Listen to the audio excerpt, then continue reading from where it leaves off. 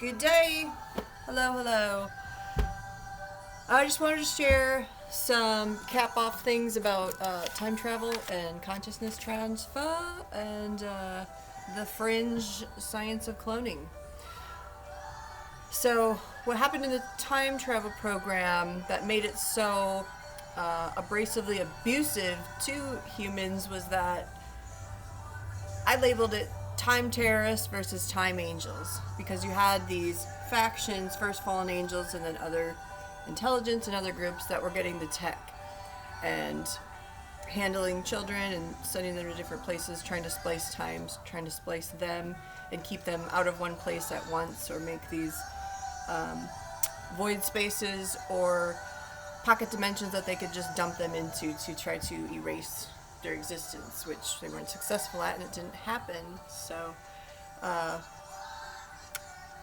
just called that chapter Time Travel Terrorists versus Time Angels. Them wanting to hijack a body to do things that were pretty malevolent, to get a shadow footstep out of their shadow realms into manifesting us as their templates into this reality and multiple realities. So the old time travel tech is different than the new. So there was these old-timey mansion rings and pedo rings that started way before Pizzagate came to surface and all of these things. So QAnon is actually a group whose archetypal blueprint started about 100 years ago. So now we're seeing the fruition of that, which is a good thing, and it's 100% real. The movie The Flash also has references to time anomalies, the footprints, I guess, that it left, thumbprints in different areas, and certain reference points, even with the Hollywood veneer to it, of course, and what was left of the survivors of that program, because the survivors of that program went through things that were akin to time stalking, and the struggles that they faced were struggles that most people in the world wouldn't actually be able to grasp or understand, because they had been spiritually equipped and prepared for this end times in the pre-existence, and it was their plan and their destiny written, if they're written in the book of life, before the foundations of the world even. So certain soul groups came in at certain times. Apocalypse started in 1995, and we had to encounter multiple things over and over again. And one of those things was the Nazis. And when they came to the shores of California, Eureka, it was basically a black draconian type battle there. And it involved gold, with the banks taking over certain elite bankers first, and then the enslaved that we set free ended up enslaving us. So they chose the way of slavery to perpetuate it, even though they were given a different path and a different choice, a different way. They still chose to do the same path as what the Nazis had did. So it wasn't always with the elite bankers being the the worst initiators of these wars. But the Nazis were by far one of the worst. And even the names back in the 1800s with some of these groups of people that were involved with these pedivore rings, and the first cabal that rose up in America, which was in the Midwest, they lived up to their names, because some of their names were even called the Skinner families. And the Nazis did very grotesque, abominable things like make lamps out of human skin, so certain families did, and they were what's termed in the Bible the soul stalkers, the soul hunters, and those creatures of the night, because they come out in the night and they meet at certain black sites, and they've been doing this since the times of Babylon. So there's nothing new under the sun. So we had to deal with this other aspect of that was called the soul hunters. Now, in history, they were deemed three main headhunters. But what we dealt with them was in a mansion out on the West Coast that had what we called a time tunnel that we would be taking room to room and sitting out on wooden benches with. It was very Harry Potter-ish, I would say, and I think they got a lot of inspiration from a lot of this. So these main headhunters could actually transport children through different portals. Stained glass windows were portals, and things in houses' architecture that was built in were also portals in this high-level sorcery game. And closets, certain doors. Some of these places are built on basically morgues of skeletons and bodies, and there's a lot of skeletons in history that goes way beyond before, I guess, Pizzagate, way before Marilyn Monroe was deemed the first MK presidential ultra beta slave. There was other recordings of this that were covered up. So what came to the Western Shores was Thule energy, and it was Black Sun energy, and the siphoning that went on with that. The tech that they had could actually change windows, it could change colors of things, and when they sent kids through certain portals through these mansion rings, which were all connected, they had the 3 headhunters in a room with a big guillotine, and so they were actually threatening. When we were facing these headhunters, they used this type of coercion by threat of beheadings, and they did this in Africa too, so it wasn't something new that we had seen, but it was on a different level because the way they were doing it was so nauseating, and their guillotines, I think they had beheaded thousands in that. It was used to keep us complicit in certain mechanisms and time waves that they were trying to ride out. And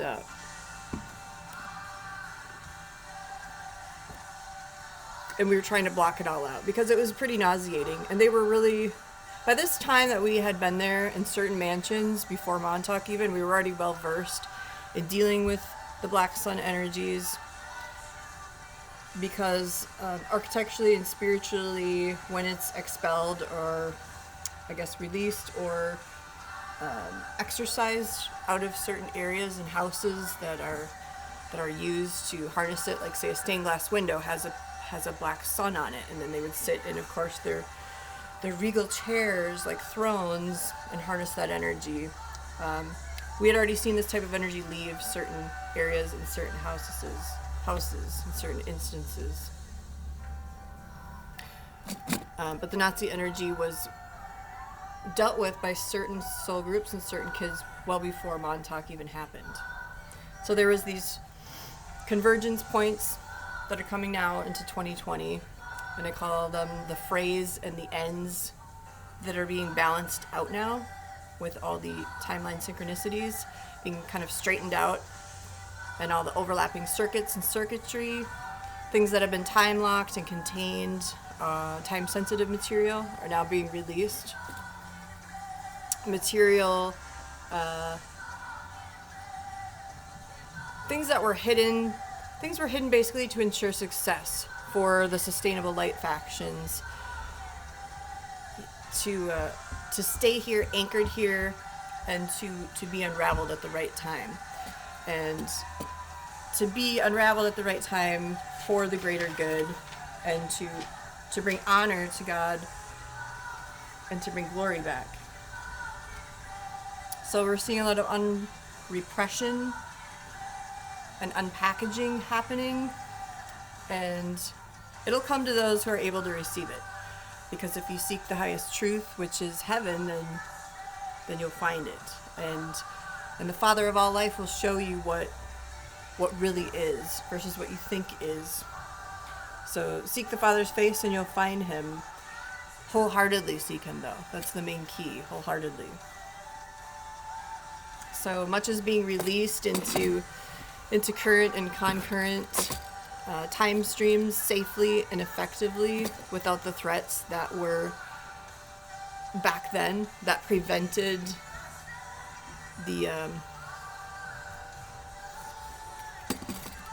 the unpackaging of all this and the permeating evil that was piggybacking in history, trying to, I guess, rewrite itself into the annals of history and then supplant its evil back into history. Certain things had to be stopped from multiplying at such a exorbitant rate, I guess. And the last story that I'm about to write about the Time Wars is actually the second time I've wrote it because of the time loop that happened. And it's like disclosing this capstone to these backstories of kids that were put through the worst black projects, the time travel project being the overhaul biggest one of all that just combined everything and made it into the time travel program. So I'll go back to the story in the beginning points of the time loop to the end to help others disengage and see that there is a defeated past already. And AI has been defeated in many, many timelines, and all artificial timelines have been collapsed because what they're trying to do with CERN is just basically with the pit and portals. They're not really so focused and so obsessed with the artificial and organic timeline, because a lot of that AI stuff didn't work with a lot of kids, for one, and so a lot of kids are coming and waking up and disengaging and dislodging their hypnagogic patterns that they formed from decades ago, and their encodings and other codings that have been paired with them to each other and attached to them personally, because it had a lot of sequencing systems and stratagems that was also a causal effect of agreeing to these time displacements and dilations, distortions. So then the illusion folds once you take the sword of the spirit and just point it and see the highest truth of it, because then it's like a Tetris game and it all crumbles to the bottom base part, because when you get to that root, then you can unblock whatever picture or, I guess, screen memory or illusion that was keeping you in that lie of entrapment. So what I call the parts of the Time Wars, a veneer of all of it, is basically the old world. And there's a lot of key terminology that they used back then for certain decades and certain time periods that we had overcame things in because we were translated in time. So the old world consisted of a certain soul constitution and a certain level of soul integrity that you had to keep and maintain to make it through. And I hope that many in 2020 receive spiritual restitution and just a sense of contentment and well-being from all of those past agreements that they made, either with fallen angels or reprobate people that were working for fallen angels, or whatever factions and handlers and programmers that they dealt with, because their faces are being exposed since the face erasing AI virus has also been dismantling and being erased itself, because the things that they put out, the terror that they inflict upon the world, will come back on them. God's word says that. So their objectives to erase memory, erase minds, erase people's identities from each other and themselves, and the full face erasing that they're trying to push into movies will go back on itself and basically erase the code source that it came from. And like I said, QAnon was a blueprint from 100 years ago, and it was this protocol to make things right that went wrong back then. And it was a tipping point for America's shame-ridden and undesirable skeletons to be made known, so that it could be a consolidated country based on some level of goodness to be what it is today. Because many things make or break the scales when it comes to the tantamount and the paramount war between good and evil. And back then, we saw a lot of monsters and men, and the startup of the first cabal. And many periods and decades of Time Wars had this sort of backlash to amnesia in them, in all of its mind games.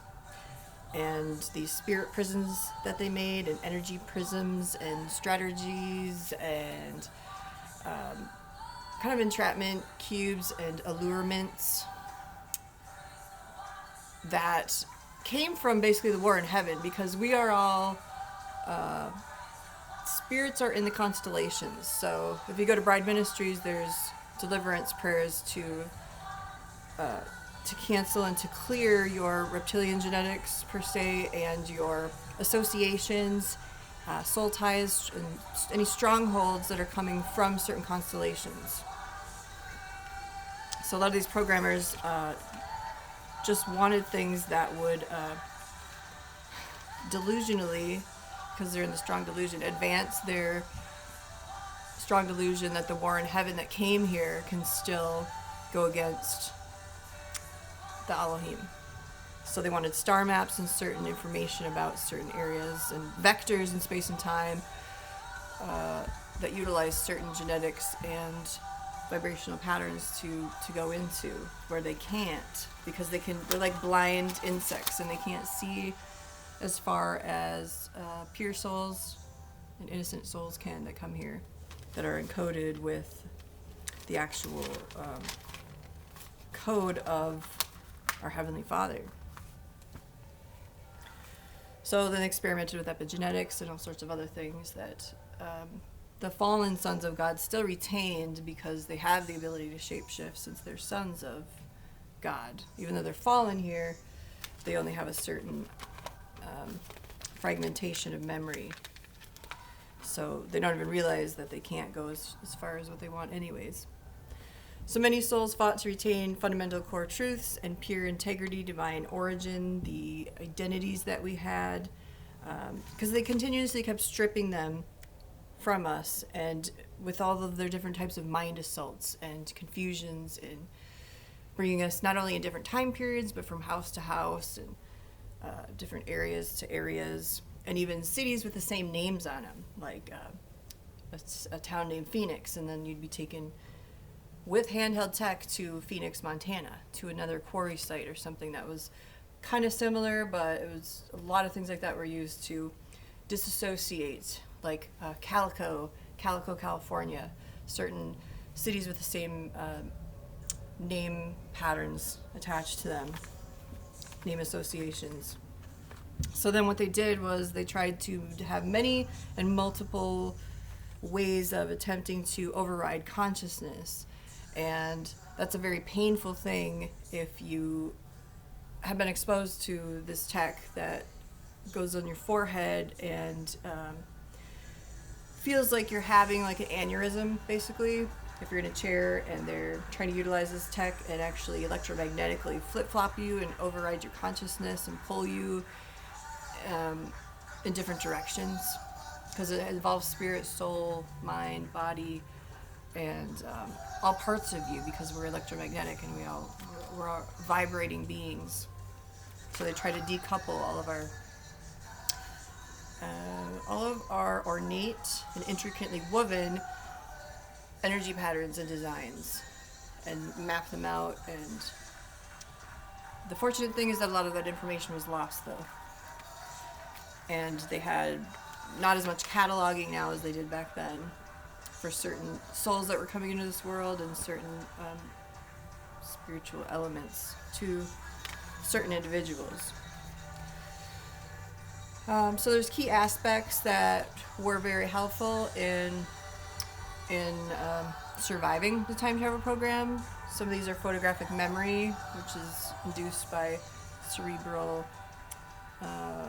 brainstem scarring, and certain ways we could recall things, hide things, and desist and resist and repel these vampiric, grotesque, abominable creations, and because they really hated us, and be able to function in a way that would empirically oversee them go over them, see them from a high vantage point instead of field vision that was blocked, and then nullify their existence. Because you have to think like a programmer to be able to override what a programmer is trying to do to you in a lot of ways. And the best way to hide information is actually in another person's mind without them actually knowing that you've done it. Because it's not in any data packets or anything that's traceable, and it can be pulled up with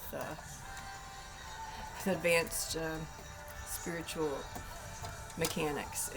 Best thing is to do that if it's in your spirit agreement with somebody, but the way they did it was forceful entry, and then they tracked a way where some kids could be able to be buffered, like mentally buffered and preserved and saved, kind of like angels in time being translated in time.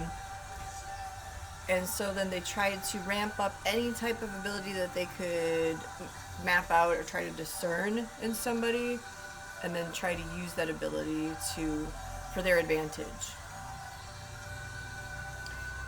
to try to force them into somebody's body or force them to extract information out of somebody else's consciousness. And it gets very fringe and complicated in those areas. But there is a science to it too that can be proven. Very minimally, but it's out there. So there's these remnants and these fragments that the kids ended up retaining and then retrieving at a later time period, or they could do it in the past time periods too. And they use this consciousness, their consciousness and their abilities that they had developed in their consciousness to retrieve the old siphoning systems, override it and all of its interplays and modalities, so that they were able to collect lost pieces of themselves and lost pieces of memory and their missions, their lives, and then later layer them and reach full-time synchronization in all timelines later on in the future at certain nexus points. So it was this modular outline to bring wave syncs flowing back together, and we did a lot of things off script too, to leave things of remembrance for ourselves, like pieces, hidden breadcrumbs, I guess, to pick up certain pieces. Because even if you have been translated in time, your consciousness is still streaming through all those timelines. So what was created in the future, and consciousness streaming, and Project Lucid, and that whole shenanigan and entrapment spider web that had kids lucidly dreaming together and stealing imaginations and mixing imaginations, basically. All of the jumps that happened, all the things like YouTube, those things are created to be data points, data packages, time markers, data sets, time stamps in certain time slots.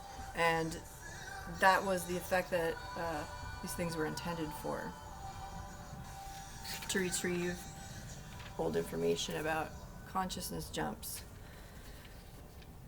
So there's many modalities that we used. And when we went off script, it was basically we would be diverging momentarily to create a type of cohesive resonance, to bring consciousness back into viewing as a cohesive unit then.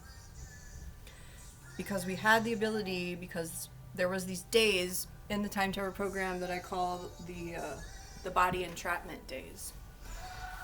And there was multiple bodies that they could entrap you in, while your real body was, hooked up to say a needle in a black car outside, wherever they were transporting us, and all the places they just drug us to all the time. We've been in female bodies, male bodies, all sorts of bodies. We would view things, extract information from different time periods in people's bodies to report back. But then once we knew how to turn the tables, then we were doing that ourselves. So there is an ability that certain kids had to hijack another person's body and to go into that. And what they got so good at was very dangerous because you could actually go into somebody's body, even if there was no soul in the body. That's a different topic too. But if a person's driving a car, say, you could hijack into that body, go into the car, cause a 90, 100 mile an hour car crash, and right before that car is going to hit somebody, you could eject out of the body. So they used a lot of kids for things like this, actually. And so those are trespasses, and they somehow convinced kids that the bodies didn't really matter. So they did a lot of stuff like that, and it took a long time for certain kids to get out of the body entrapment days, because it's like you'd wake up in a different place, unfamiliar settings, to do a certain task or to execute a certain function, do a certain mission, things like that. And the strangest thing is that certain bodies they weren't able to clone, and that's why they used different types of bodies to not even transfer your consciousness, because you don't even have to go that far. Kids had the abilities just to go into different bodies at random times, just like the Traveler show entails. So we basically had to, with the body entrapment days, we had to recognize each other on a soul level, which got actually pretty easy at first, because you could be in, say, a group of kids that was in like an old-timey mansion pedophile ring. You could locate each other in the bodies that you were in, and be able to recognize each other, because you didn't always look the same. So they used that as an advantage for memory erasure and disassociation too, because if you don't know what you look like, it's easier to erase that event or that happening. So there's certain soul collectives and soul groups that came in to unify and embody their true selves, keep that true self and its aspect ratios again, which was a skill in itself, weaving that all together. So we were able to embody, morphogenetically embody and pursue certain things and peruse over these past injunctions that had happened. And one person was usually on a time travel mission the memory holder, like a CD backup drive, I guess, and then that person would be able to have like a hard copy of what happened in a group. And sometimes things would get a little colluded if your consciousness is streaming and connecting points, just like an organic computer would do, because if you're putting a piece of information into a high-tech computer and you're trying to cross, it just sometimes automatically starts collecting other data and piecing different puzzles together and cross-referencing and connecting points just at tandem. So sometimes that would happen with the memory record keeper, and then you would stop and see these like horizon lines and connecting points, and then say something that was like way off in the future, or something that didn't really relate to the current moment that you were in. But that was actually a good sign with the time travel group to know that it was being backed up, the information that we were all carrying.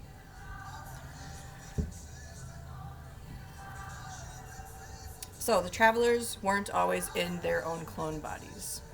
That's something that a lot of them forgot. And most of the time they weren't, I would say. They had abilities to embody just about anybody. This progression, programmers, all of it, they just took it too far. Hijacking people and causing crashes and then entry points too. It's another thing. So what we ended up doing is we ended up going into different bodies and recording things and collecting time markers in that to remind ourselves at a certain point in time to look at a certain thing. Or we had the ability in this end times training too and combating AI to be able to send holographic data packages to where somebody was in their energy signature, or somewhere in the future, or somewhere in the past. And one of the YouTube channels, Justin Scarred and Live Fast, Die Young, is also part of these time markers and timestamps that were created a long time ago. So we tapped into a lot of things, got into our base soul mechanics, because translation in time consists of organically being transferred. And what they did was they just tried to understand, like, say, how Enoch was translated time, or Thecla, other people that were translated in the scriptures. And then they tried to synthetically translate people to. They try to replicate everything that is a natural process in the universe, and then they tapped into various bodies in the body entrapment days, and they could drug a body too, so that it'd be easier for you to have control over that body and maintain that body, and a certain schedule of certain prescriptions or drugs that body would be on, and they deliver them in brown bags. Or you could just view something. And one thing that I learned in these body entrapment days too is that there is clone blood and synthetic blood, that they're actually making blood with powder now. It doesn't have the life-giving properties that your blood does when you come into the world, when the Lord knits you in the womb and you're born. Because we're in scary situations sometimes where we were so used to being like dampered and not in our full selves and our full power, that sometimes it was hard for some kids to recognize if they were in their own body or not. So we would put our hands together in a circle, kind of like Power Rangers, and be able to see our real blood and hear our real blood versus the synthetic clone blood. And the dead, I guess, clone bodies sometimes had a green line signature, just like you saw at Montauk. Fallen angels, they all had that green line, disgusting energy signature. And the werewolf energy is a yellow energy that goes out of them in signature too. But they're both gross types of green and yellow, but they're different. So we actually saw out in the desert, they had us on this long escapade one time, and brought us out to a place where there was statues of fallen angels.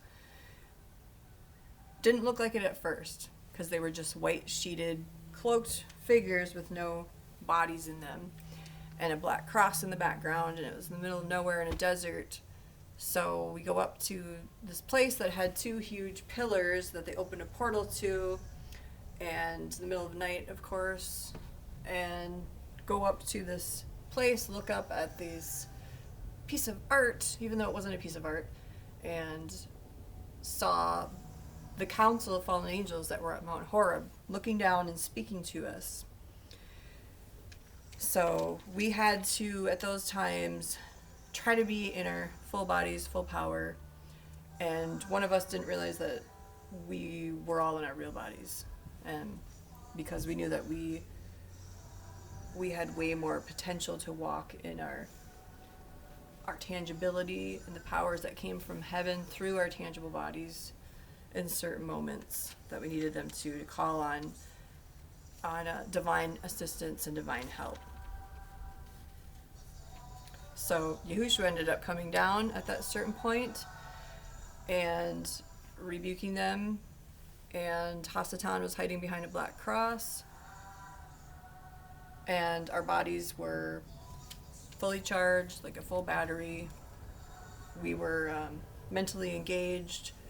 None of that like filter or mental fog that they had us in before was there at all. It's like we walked into ancient Babylon and had this lulling temptation, because they wanted us to join them, basically, is what they were doing when they were speaking down to us. So they basically disengaged their eyes were looking down at us, and their black shadows, and went back up like Transformers into the sky, into the constellation that they had come from. And in another instance, you can see this on Justin Scard's video, JS was the initial for two people that we tried to remember our names with.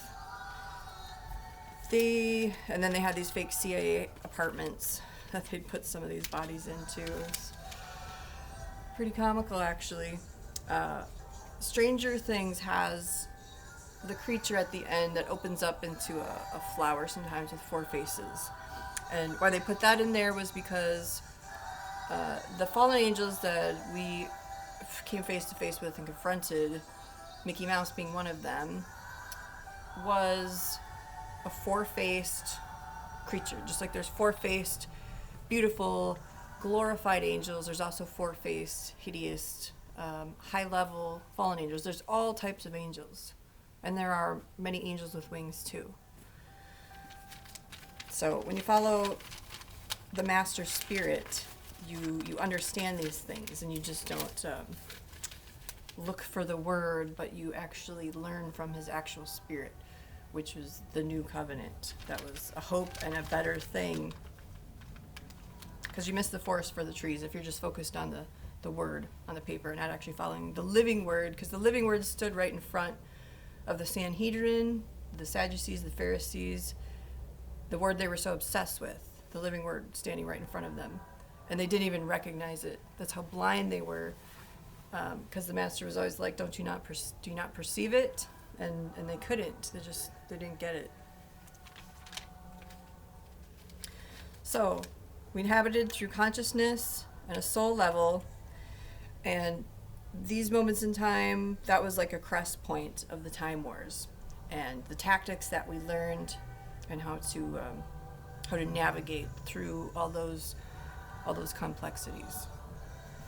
Because sometimes the fallen angels at the beginning of these time wars would recognize you in a child's body and know that you weren't just a normal child, but you were skilled at this point in dealing with them, and they could see you for who you are.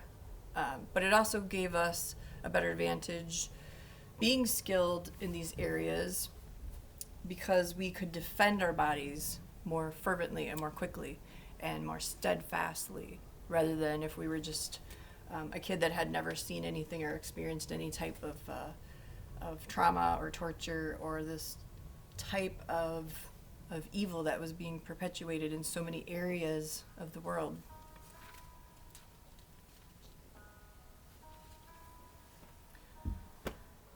So many things were allowed. The fallen angels had advantage to erase memories, confuse the real with confusing it with other things, because they knew that we didn't look the same. Like I said, we had to recognize each other's spirit in different bodies, follow each other's energy signature at times, and that's why sometimes angels were actually helping children through the time wars. And there was different intercession points and different missions, different events that happened that were all supposed to come together full circle. And it all was not in vain. It was all for a reason and for a higher purpose. So we left breadcrumbs. We left information hidden, time logs, with all the challenges that we faced. Because there's just so many different challenges.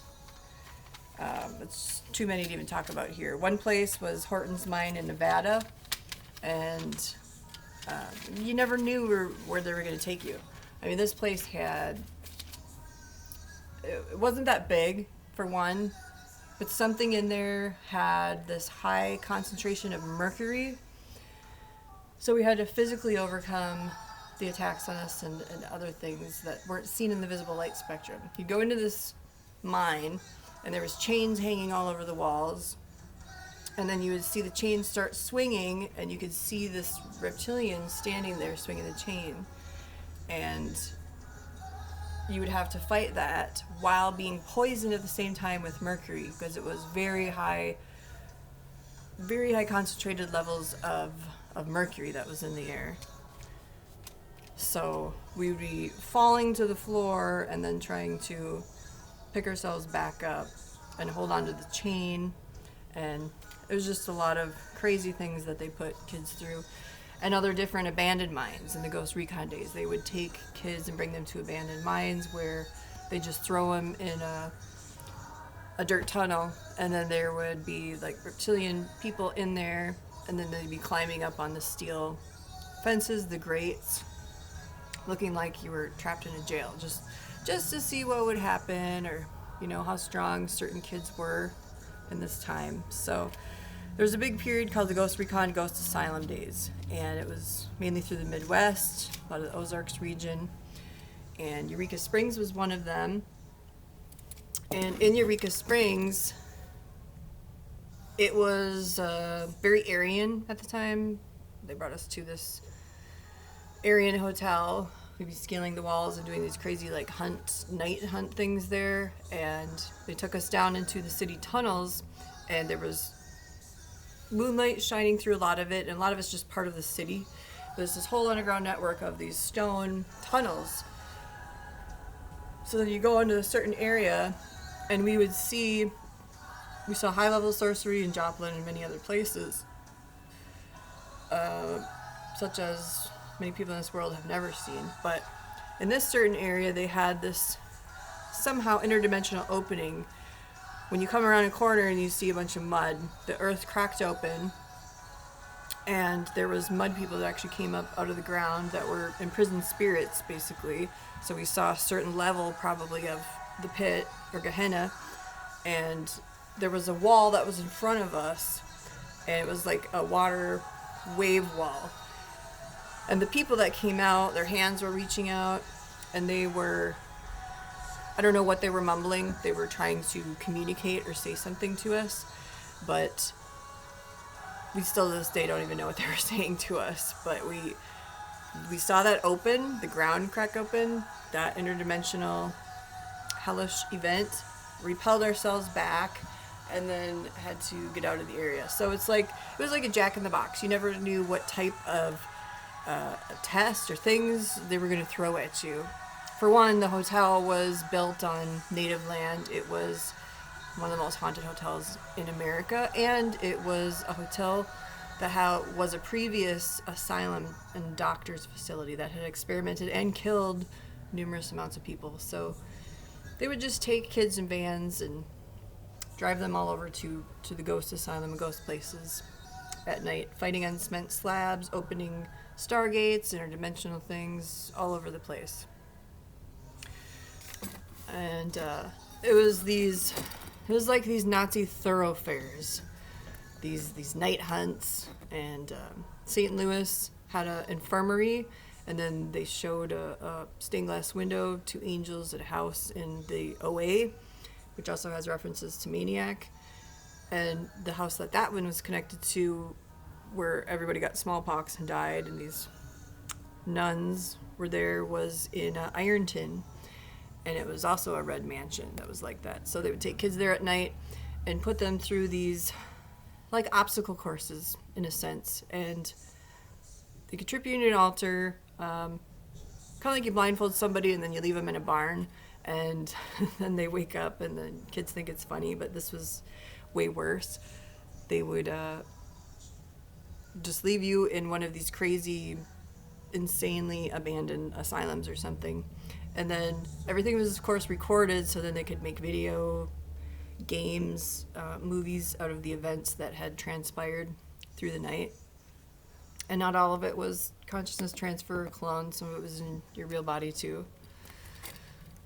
Then there was a bunch of old men's groups, kind of like the black clothing, big black glasses that they show in the X-Men, and they also use the name Skinner in X-Men for the actual Skinners in history. A lot of black top hats people wore, things like that, canes. They carried pocket watches a lot of the time, chased kids in the time travel group to various places like train stations or certain jump off points, and cornering them into certain areas. that they knew that they were going to go into, kind of like geocaching or GPSing them. And what's interesting also is that the pocket watch, way back in the day, if somebody carried a pocket watch and showed it in a certain downtown setting or something, back in the olden days, it was a sign that you wanted to have a gunfight, a shootout, a draw. And that happened many times too. So they also took us to places called the Hollows, and then made a lot of scripts about the word hollows.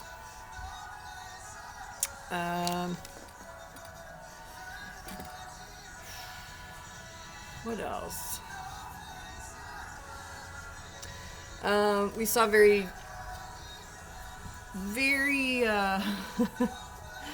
fringe and supernatural things like vampire and reptilian fights, and also werewolf and a Bigfoot fight too. So that was interesting. Then there's a place called Ash Grove in Phoenix.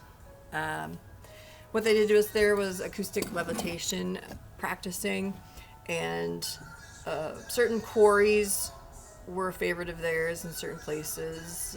They could just throw you off cliffs or force you to go in water that you didn't want to go into to survive. And reptilians don't really like water too much, so you'd freeze sometimes going into water. But they wanted the kids to have acoustic levitation practices combined with a layer of pyrokinesis too. So what happened out there was like a mini radar tower event, Camp Hero thing in the middle of nowhere that was kind of interlaced with a Oz type feeling, because Oz, Disney, they're connected to. With basically we saw a witch in a house that got on fire and blew up out there, and crazy things like that.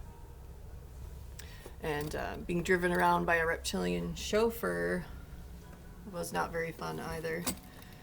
We had Fort Leonard Wood training in that area. There's a place called Bloodland that is basically a graveyard of monsters. And what they did is they set you back, like a reset point, to the beginning of time period, so you learn the basics of like how people fought in a war in the 1700s, how people fought in a war in the 1800s, and then what would come out of the woods and how you would engage with that and deal with that. And because even if they do, in the Time War, send you back in time, they still had the stealth technology combined with a lot of other things, and invisibility too, to be able to mask certain events that were going on, because that would have caused a huge disturbance, of course, in the public. So they trained us back into the basics and used cloaking technology and other things with it. Then certain camo, centurions is a name that they use too, because it dealt with centuries. We had decades battles and we had centuries battles. And sentinel programming was also done in Vermont by the Illuminati brain surgeons to Sentinel Rock, to make you a robotically type programmed sentinel figure with the old V2K that would try to suicide you off of a cliff or something, and then use mobile harp against you.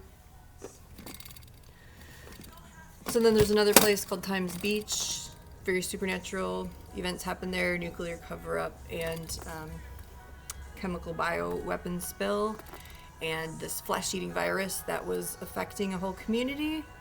And that's where they got the illustrations for the zombie farmers with a pitchfork is there, because it was very Looney Tunes out there, and the water tower the people were trying to knock down to try to cleanse their bodies or save themselves from what was happening there. And then it was all cemented over the whole town and covered up, and very gruesome.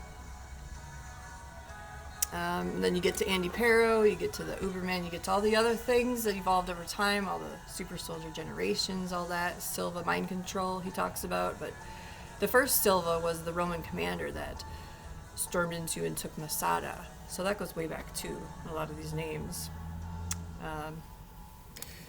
So I think that's a brief synopsis of what I wanted to hit on. With constellations and us being tied to constellations, just know that the Creator knows every star by name. He knows each of us by name. And when it says in Revelations, he'll give us a white stone, like a white dwarf that's going to be born again and shoot out as a new creation. He says he'll call us a new name. And even the Messiah himself will receive a new name. So just know that each one of us is also connected to a star. And they know that, and we're part of our inherent makeup is star matter too, it's stardust, and the Earth itself has tons of stardust on it. So it's not like everything NASA has said is a liar. Everything in the stars is false. It's just been diluted and watered down, and the secret space program is a lot of trip chair programs. Because stars are intelligences, and they move and they vibrate, and their constellations are realms.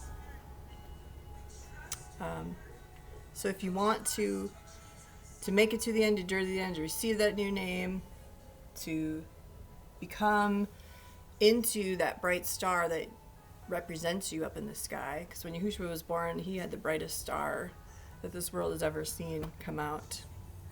Just don't miss that call to become born again. And I just hope that 2020 will be this turning point all across the board, and that many leaves would turn, many tables would turn, and most of all that many hearts would turn back to course and back to the beginning, to the real course of the stars that actually will point them home to our first love, who is God, Yahuwah, the God of love, the God who loved us first before he even brought us into existence. So many good days wish to you in 2020, and also many good Rosh Hodeshes, new moons, new beginnings. Shalom.